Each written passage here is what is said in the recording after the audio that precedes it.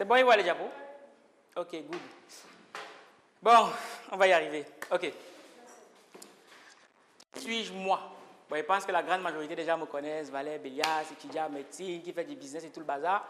Mais je vais quand même faire une petite parenthèse par rapport à ce qu'on a pu accomplir l'année dernière et ce vers quoi on tend, pour que vous puissiez comprendre que la vente, c'est le cœur. Toute personne qui veut faire de l'argent, toute personne qui veut s'en sortir en business, la vente, c'est le cœur. Bref, on le verra de long en large. L'année dernière, on s'est fixé pour objectif de faire 30 000 euros de chiffre d'affaires. On en a fait un peu plus de 32 000. Et c'est ça qui nous a permis de comprendre que si on ne devenait pas de meilleurs vendeurs, ce serait impossible. C'est quasi impossible. Donc voilà pourquoi on a pris le temps de se former, d'apprendre, d'implémenter beaucoup de techniques qui marchent plutôt très bien. Et c'est donc ça qu'on va partager avec vous au cours de cette conférence, comme je vous l'ai dit plus tôt. Ok. Ce qu'il faut d'abord savoir en ce qui concerne la vente, c'est que tout le monde vend. Tout le monde vend. Mais maintenant, c'est qu'est-ce qu'on vend et comment est-ce qu'on le vend? Ça, c'est la question qu'il faut se poser. Je sais que les personnes qui sont en général, les employés détestent vendre. Ça, c'est un truc qu'ils détestent au plus haut point. Ils disent non, moi, je ne veux pas vendre, autant je trouve mon job et je suis tranquille. Sauf que même en étant employé, on se vend. Déjà, en général, lorsque on va pour un entretien d'embauche, on se vend.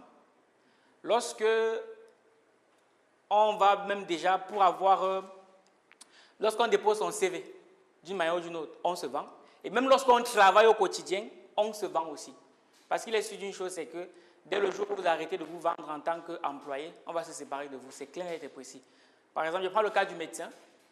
Dès lors qu'il est à l'hôpital, il se vend tout le temps. Mais là, il vend beaucoup plus son temps. Sauf que si on n'arrive pas à décorréler le temps et l'argent qu'on gagne, ça va être compliqué de s'en sortir.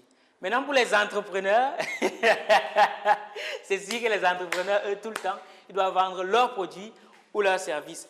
Bon, maintenant, entre l'entrepreneur et, je vais dire le salarié, s'il faut dire ça comme ça, c'est que l'entrepreneur, lui, vend de manière consciente, alors que le salarié vend de manière inconsciente. En fait, il se vend, mais il n'est même pas conscient qu'il est en train de se vendre.